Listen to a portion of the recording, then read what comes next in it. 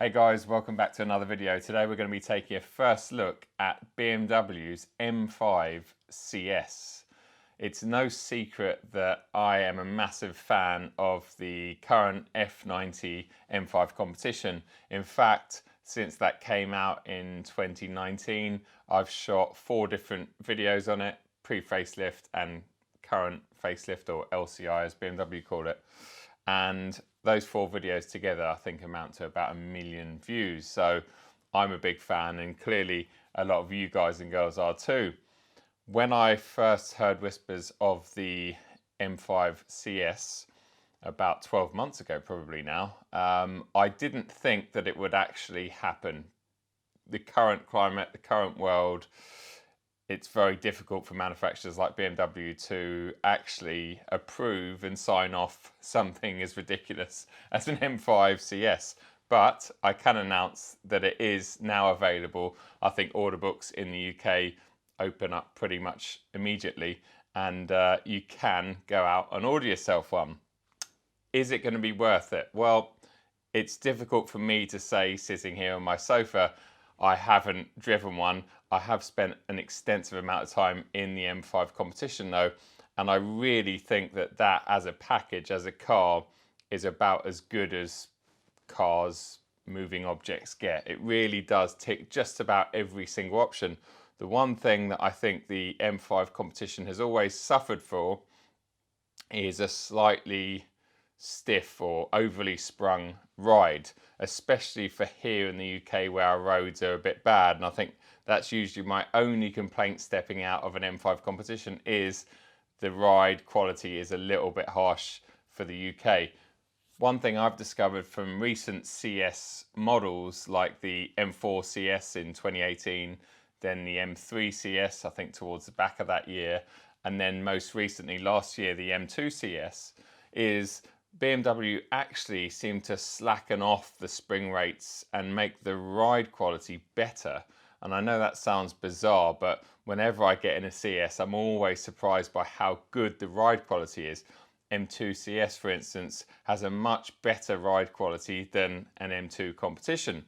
And so my hopes are pretty high for the M5 CS, because if the other previous CSs are anything to go by, I'm keeping my fingers crossed that the spring rates and the actual ride quality are going to be improved, and therefore that translates to better handling, especially here in the UK, because instead of the car sort of skipping across the surface, which feels fun in a smaller car like the M2, but when you're in something as big and heavy as an M5 or even an M8, if it starts skipping across the surface mid-corner on a public road, it's not always the nicest feeling.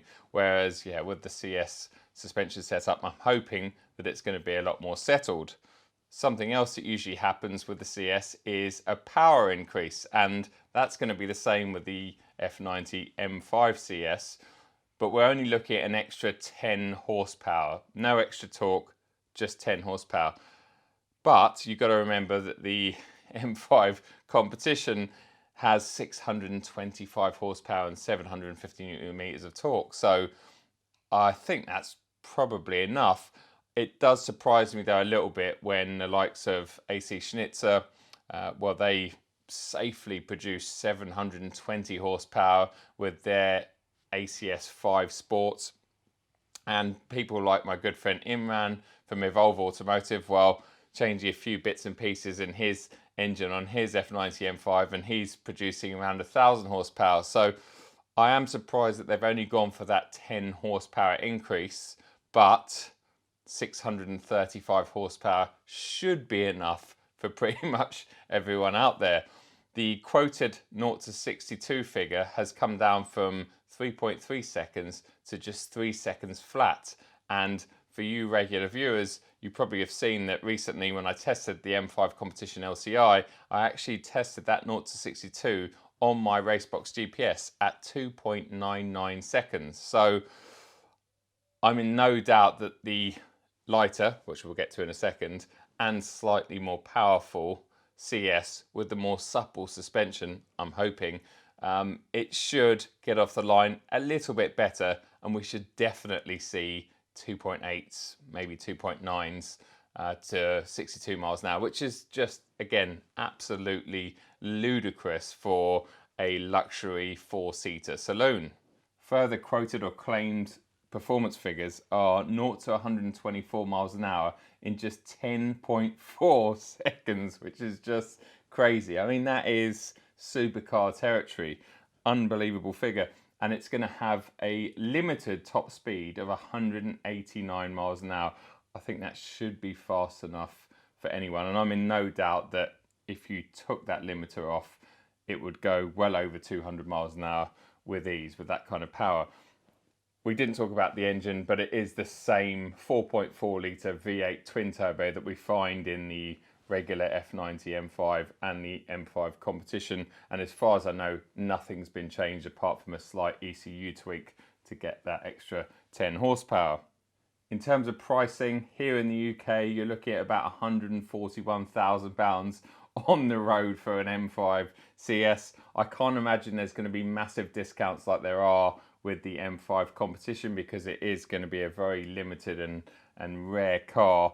But for that 141,000, it comes pretty much fully equipped. It comes with the carbon ceramic brakes.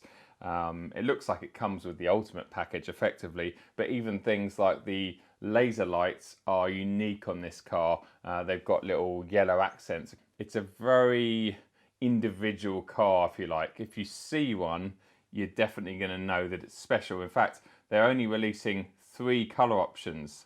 The stunning frozen deep green metallic that you're looking at pictures of, Brands Hatch grey in metallic, or in frozen finish. So just the 3 that I'm aware of anyway. So you're probably not going to see many, but when you do see one, you're going to know about it from the outside.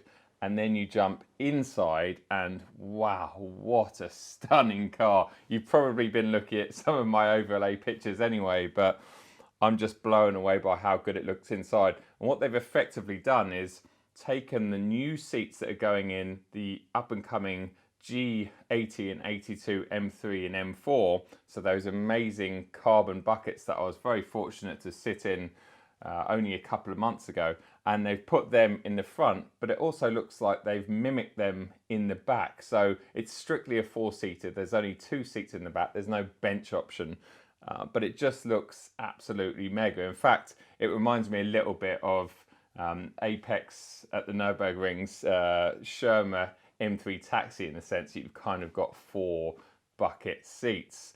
They've got Nürburgring outlines on the headrests, in fact, but just looks absolutely stunning in there. Really, really like it. I think the interior, the little details are really going to make all the difference.